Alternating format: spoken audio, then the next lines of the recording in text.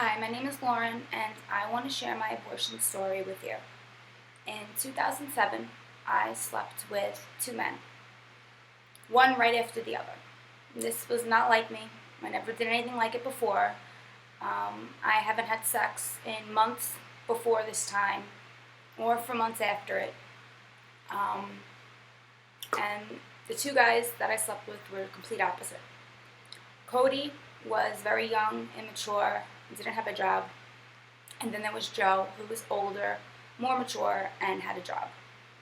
And so I really had feelings for Joe, not for Cody. And it was because of what Cody said to me after we slept together, which was, don't tell anybody, that a month later, when I found that I was pregnant, I automatically assumed it was Cody's. And therefore, I called up Planned Parenthood, made the appointment, and had my abortion. The reason why I decided to have the abortion thinking it was Cody's was because, like I said, he was young and mature and didn't have a job. And so at the time, I just graduated college and did not find a job yet. So I'm like, how can I provide for my child? It's not going to be possible. It would be selfish for me to bring, this child into the world. And then 2 years later, I slept with Joe again. And when we had sex, I started feeling overwhelming feelings of love. Afterwards, I just couldn't come to grips with what I was feeling. I started to have nightmares and become haunted by my abortion. All the churches that were around me and the signs that they had, such as "Let the preborn babies live," was really getting to me, and I couldn't understand why. And after all these dreams and these feelings that I've had, that's when I decided to go to Cody and tell him about my pregnancy and ask him, "Are you the father? Were you the father?" And he told me, "No, there's no way I was the father." And so that's when I knew it was Joe. And I began to really regret my abortion like you would not believe. And it was not because I had feelings for Joe at the time, and even in 2009, still having these feelings for Joe, but it was because of the fact that, if I would have known it was Joe's, I would have definitely had the baby. He would have been able to provide for the child, and therefore financially, there was no other reason why I wouldn't have had the child.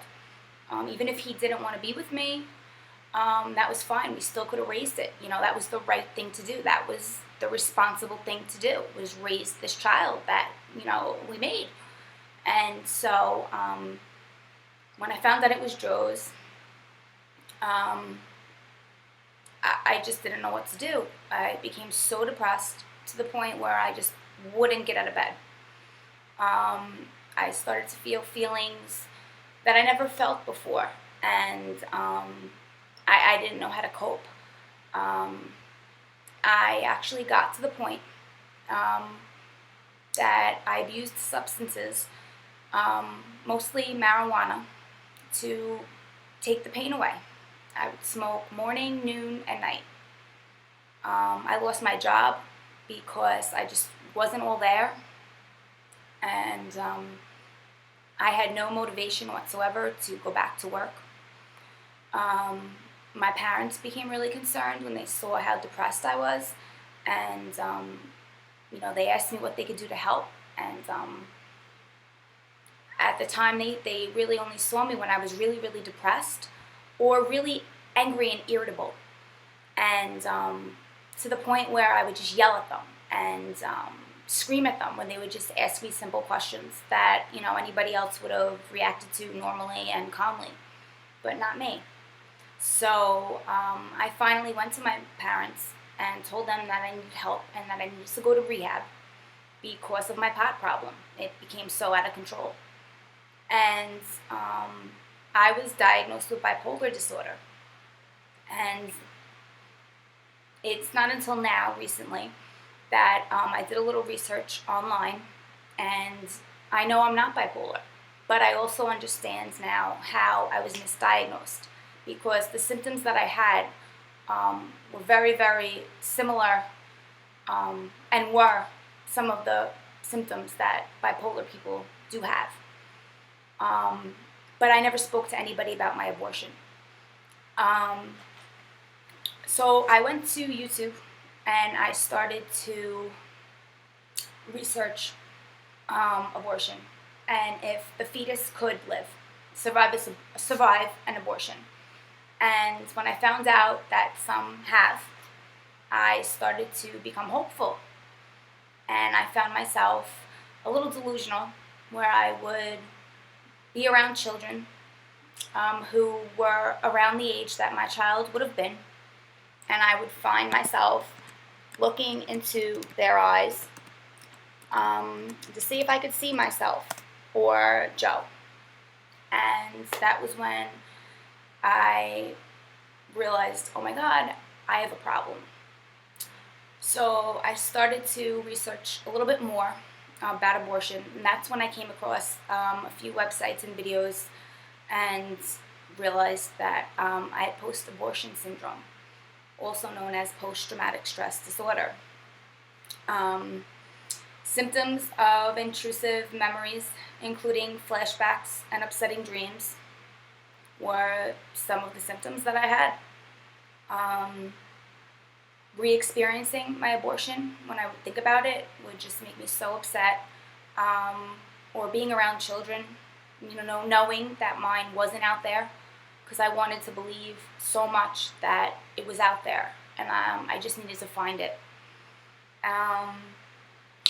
Avoidance and emotional numbing was also some of the symptoms that I've encountered.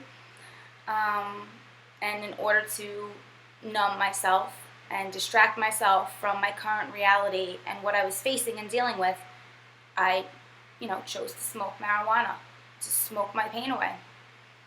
I tried to avoid thinking about it, talking about it, and now I realize that my anger towards my friends and my family was basically due to the fact that I was not able to come to them at the time. When I wasn't close enough with my parents to go to them to tell them that I was pregnant.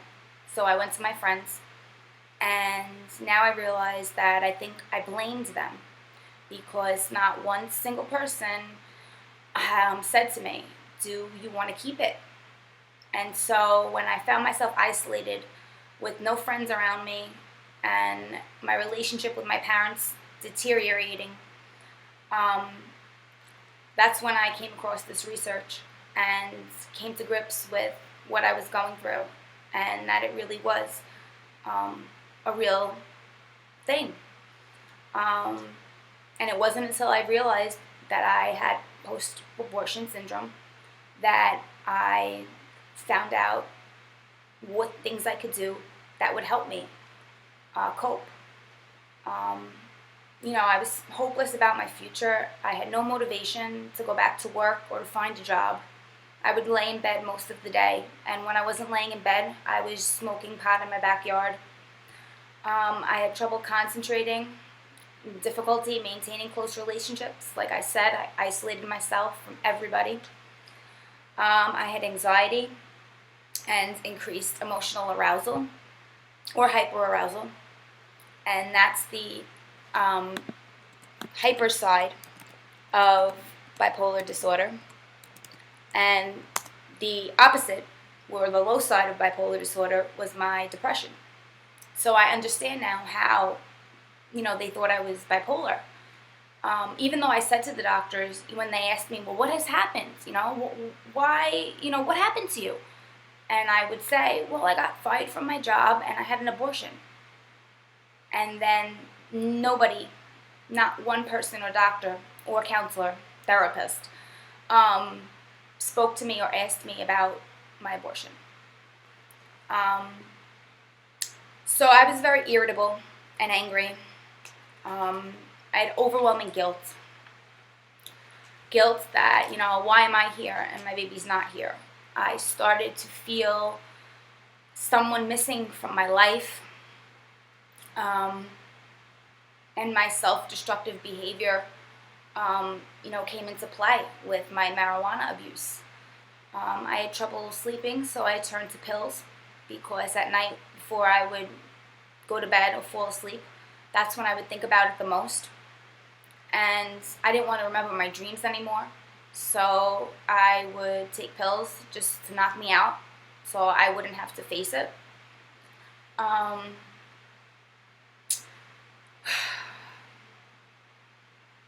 I was extra cranky, irritable, and had pain and discomfort that just did not seem to get better.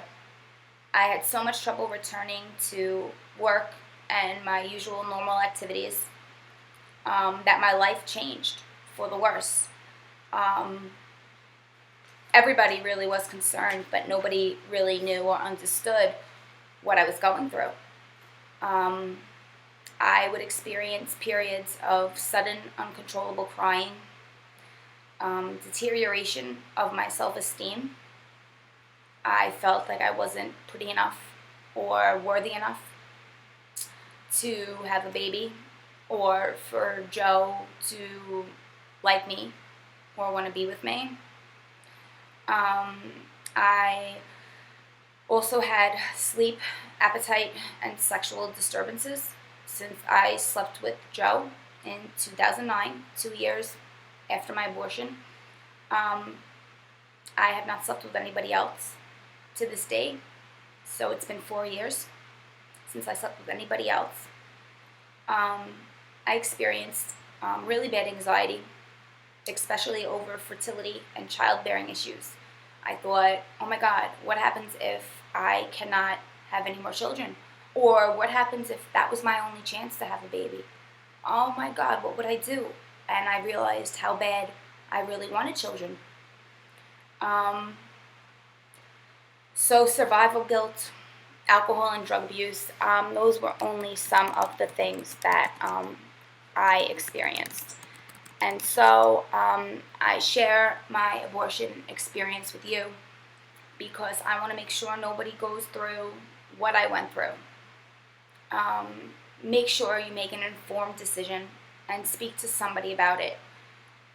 Even though I know God knows my intentions were good and for my child, for the best thing for my child, is how I based my decision. And I know He knows that. So I know I'm forgiven.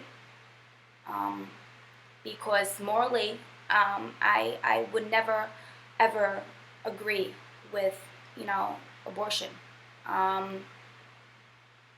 But in my situation, because of how unique the situation was, I thought I made the right choice. And I just want to let you know that you can raise a baby just on welfare, even if you don't have a job.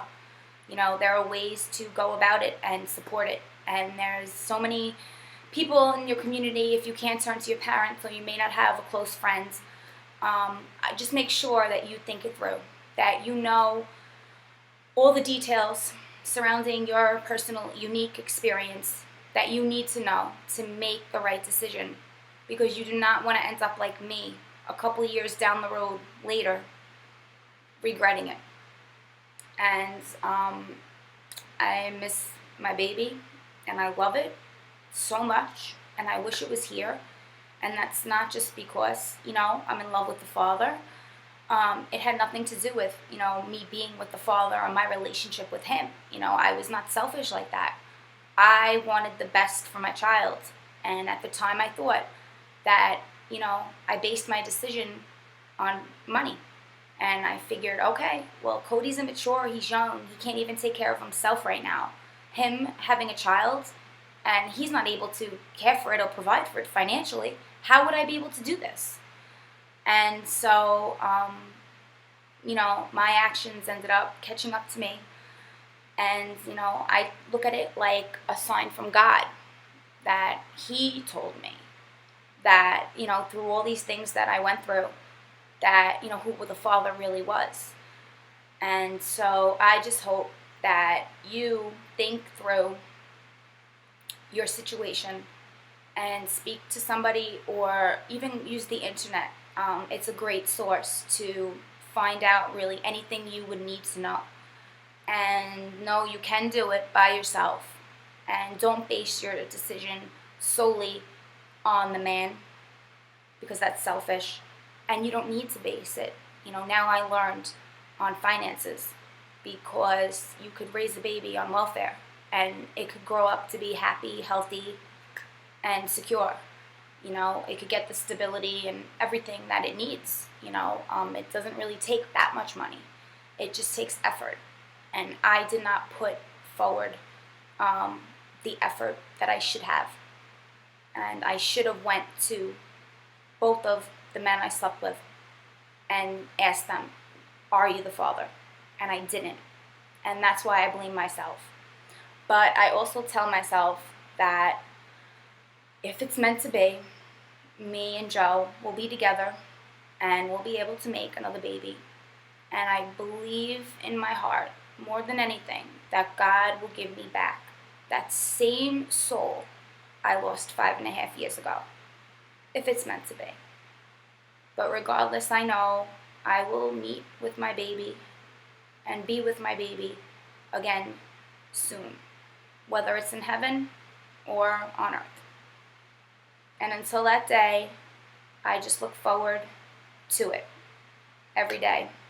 And when I feel feelings of loss or sadness or grief, I just remind myself how much I love that baby and how much love I have for it. And I replace those negative feelings with positive ones.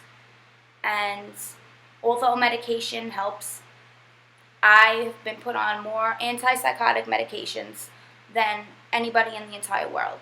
I felt like a guinea pig because nobody knew what was wrong with me or how to help me.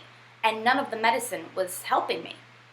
And so I did find one medication that helped me a little bit, more than the others. No side effects, and it did help me. But it wasn't the only thing that helped me.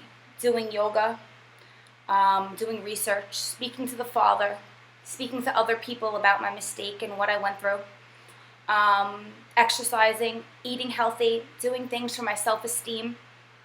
That helped me motivate myself to get back to my life. Get out there and get in touch with all my old friends that I lost touch with, and just apologize for how I acted, and explain to them why I isolated myself.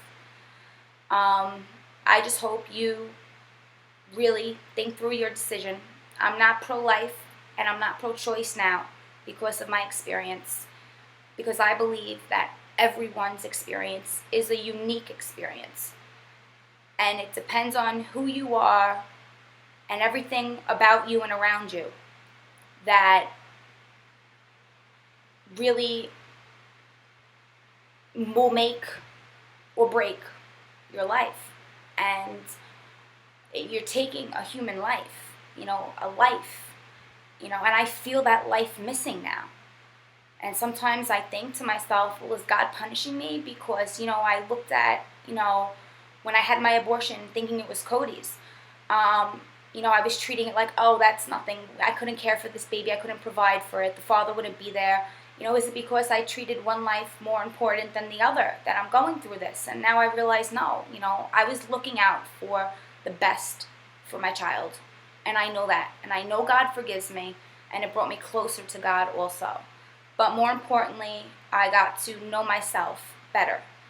And I'm just making this video today because I never want anybody in the world, nobody deserves to go through all of the things that I went through recently. And 5.5 years later, my name is Lauren, and I deeply regret my abortion.